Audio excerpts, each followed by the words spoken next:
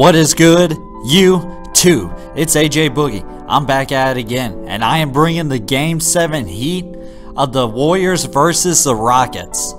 We have Golden State winning Game 7 by a score of 101 to the Rockets 92, facing the Cavs again. Cavs and Warriors Part 4. Now, I don't want to take anything away from Golden State. They got a great team.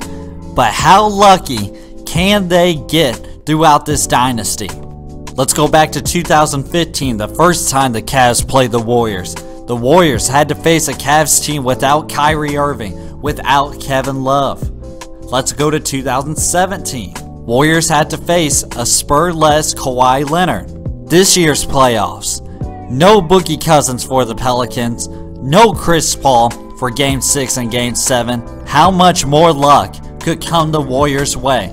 And I don't know if I want to call it luck, but how unfortunate is it that all these superstars go down when they play the Warriors or before they play the Warriors? How fortunate are the Warriors playing against a Houston Rockets team without Chris Paul and having a historically bad shooting night?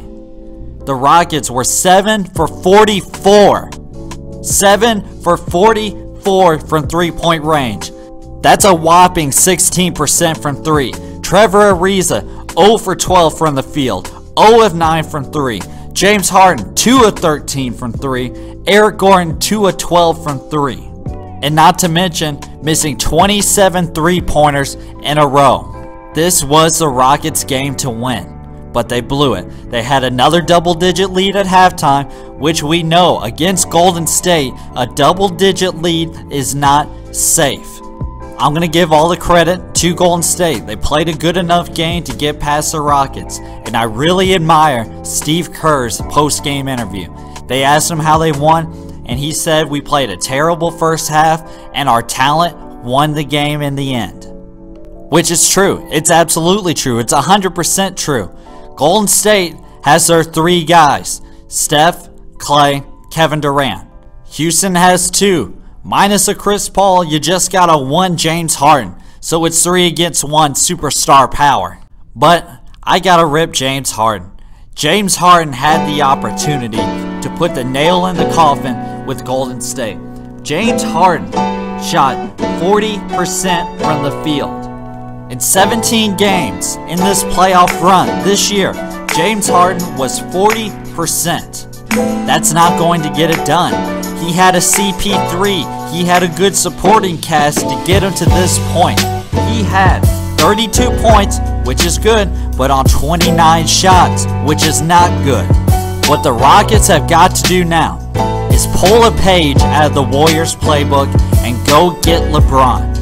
Think about it. 2 years ago, the Warriors lost in the finals. What Draymond Green do that night? He texted Kevin Durant to come over. "We need you." What I hope Chris Paul did after this game, texted LeBron, "We need you." My last point about James Harden. What is Harden's legacy? We're going to give him the MVP award, and he did not play like an MVP at all during these playoffs. He didn't. I'm sorry.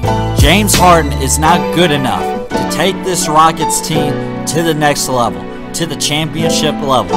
They had to go get him a CP3.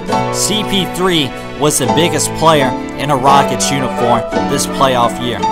James Harden, legacy to me right now is, will probably win MVP, but he only plays one side of the floor. It's only offense. He played some good D this series, towards the end of this series when he realized, hey, we can't beat this team if I don't play any defense. They're going to expose us. And they did. Here's the biggest question for the Rockets organization right now. Do you sign Chris Paul to a long-term deal? Chris Paul is injury prone. Do you sign Clint Capella to a long-year deal? And then that opens up the last question. Can you get LeBron if you bring back Chris Paul, Clint Capella? Do you still have enough money to get LeBron? I think somebody's going to have to take a pay cut.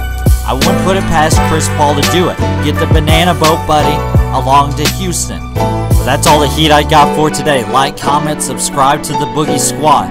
Cavs and Warriors Part 4. First game is Wednesday, and I'll be bringing that heat. AJ Boogie, I'm out. Boom!